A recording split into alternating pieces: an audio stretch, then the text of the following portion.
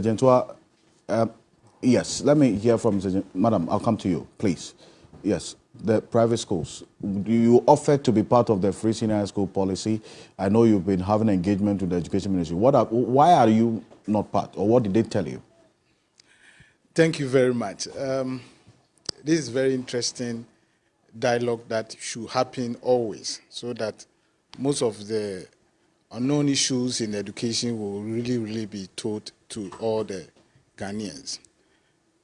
If you look at the triangular shape of the free SHS, it sits on equity, access, and more or less quality.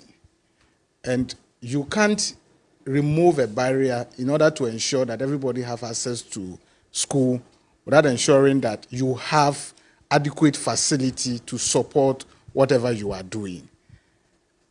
A simple analysis will tell you that the JHS schools that we have, currently those who even wrote the BEC, the participating schools, were about 18,983. And we are hoping that all students will get access to the not more than 1,000 senior high schools in Ghana, even including the private schools. Not more than 1,000 senior high schools in Ghana, i.e. whatever this political party built, whatever we are using and all that. So the fact is that definitely we are going to have congestion issues in their senior high schools. And if you want to expand access, it does not necessarily mean that always you have to build, give contracts to other people so that cement and blocks have to be laid down so that you can show that you are expanding access. Before the introduction of the free senior high schools, private schools were, the private senior high schools were about 343, matching the 721 public senior high schools in the country. And private schools decided that we love the policy because it's ensuring that every child is supposed to be in school. And its attributes in terms of development and everything, we uphold to that. So we want to partner the government to ensure that students will have access to our schools.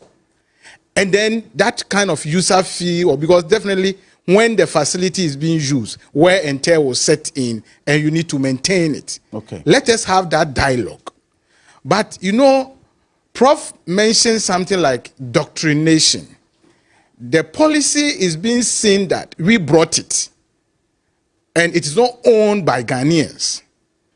And for that matter, whatever discussion that cogent, justifiable means that you put forth, it will not be looked at it.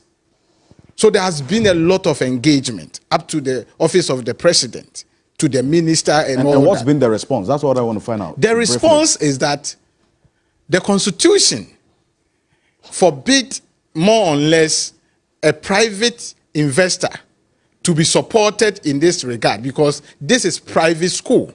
And the private school has registered the institution as a limited by shares. And limited by shares is being influenced by profit making.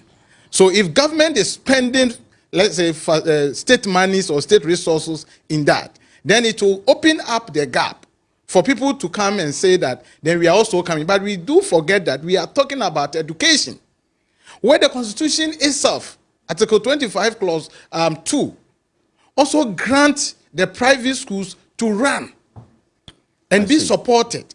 So if you look at it in that purview, the understanding that was given is not justifiable.